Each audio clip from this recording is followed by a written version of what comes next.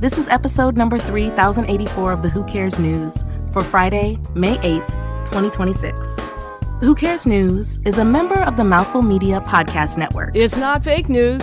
It's not breaking news. In fact, it's news you couldn't care less about. It's the Who Cares News with your hosts, Van Camp and Morgan. Late night TV is about to look very different. Yeah. Man. So 2 weeks from yesterday, Just what a week. 2 weeks from yesterday will be the last late show with Stephen Colbert. He's officially winding down his run on the Late Show.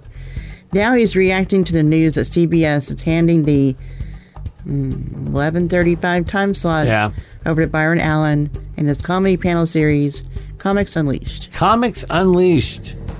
So Stephen says he actually sent Byron a congratulatory note after hearing the news. He joked that maybe Byron should send a thank you letter to Johnny Carson too.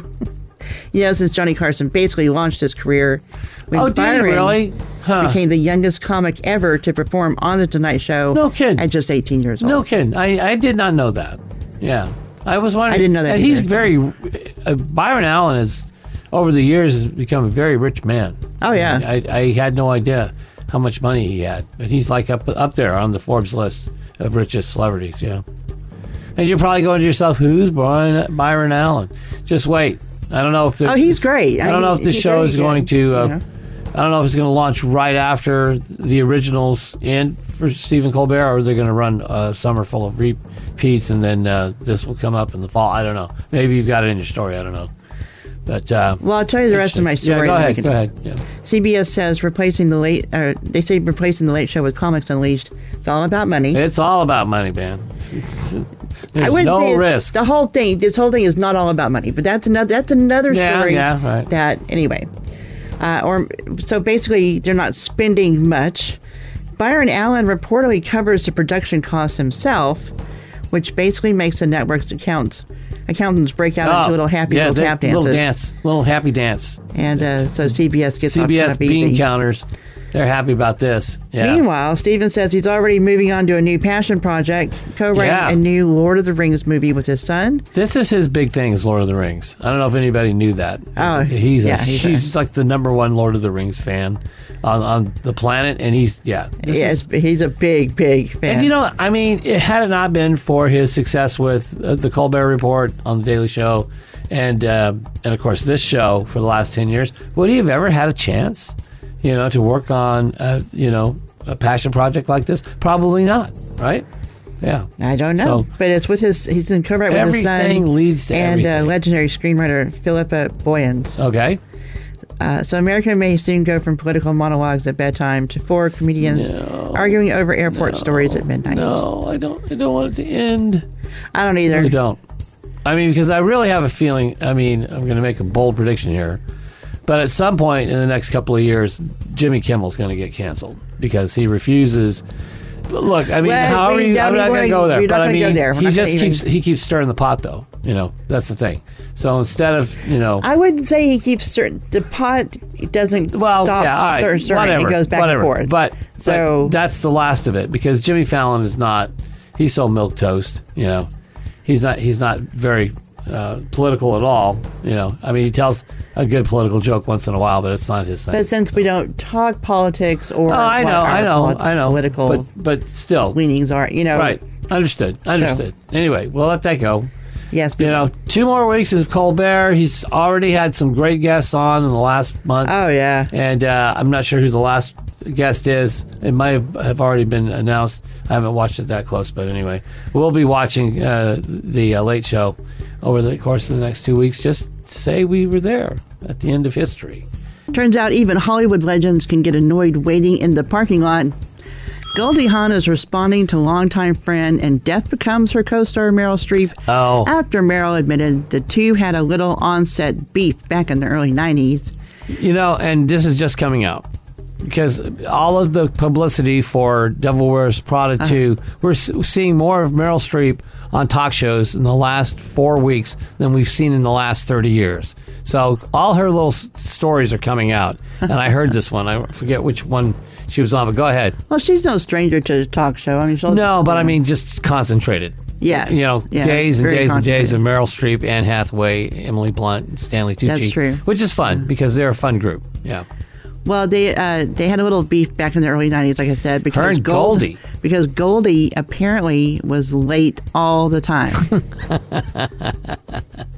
So I never met her, but she seems like that kind of person.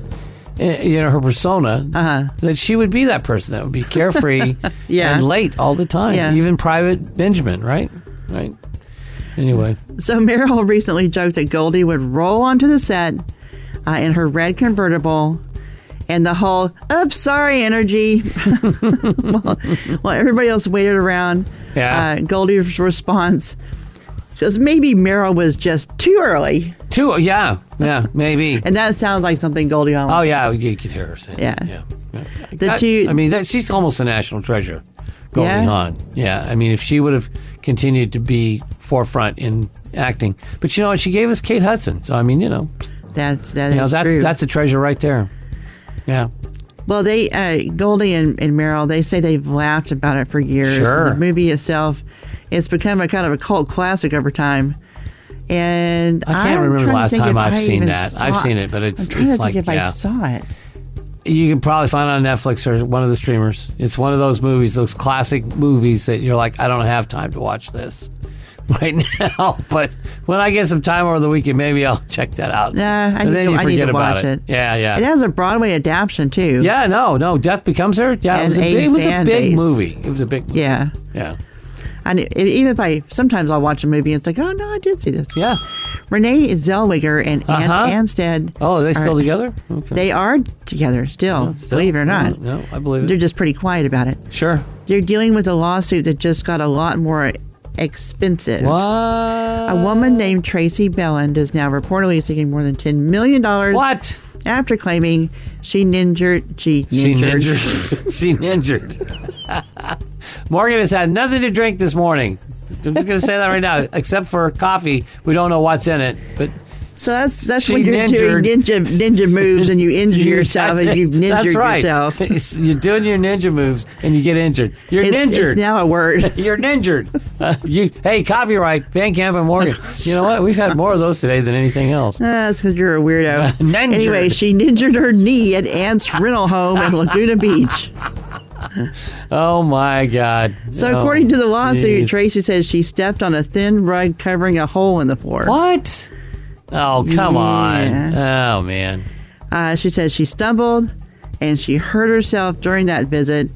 And she ninjured herself. Back in 2024, she says the money would cover her pain, her suffering, her emotional distress, medical bills. And the lawyer.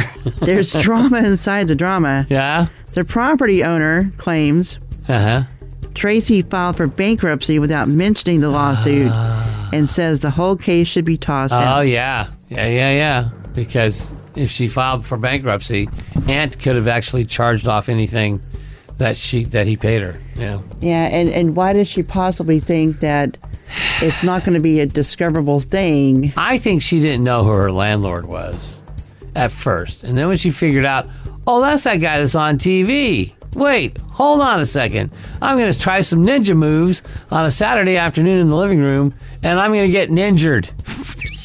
Ninjured. All right. Okay, with that, enough. More Who Cares on Monday. Have a great weekend, and that's all the news you could care less about for this week. Subscribe to the Who Cares News and never miss an episode. We're on iTunes, Stitcher Radio, iHeartRadio, or anywhere fine podcasts are heard. And check us out on Facebook, too. You can listen to our live broadcast every weekday at 8:45 a.m. Pacific on BossBossRadio.com. That's a mouthful.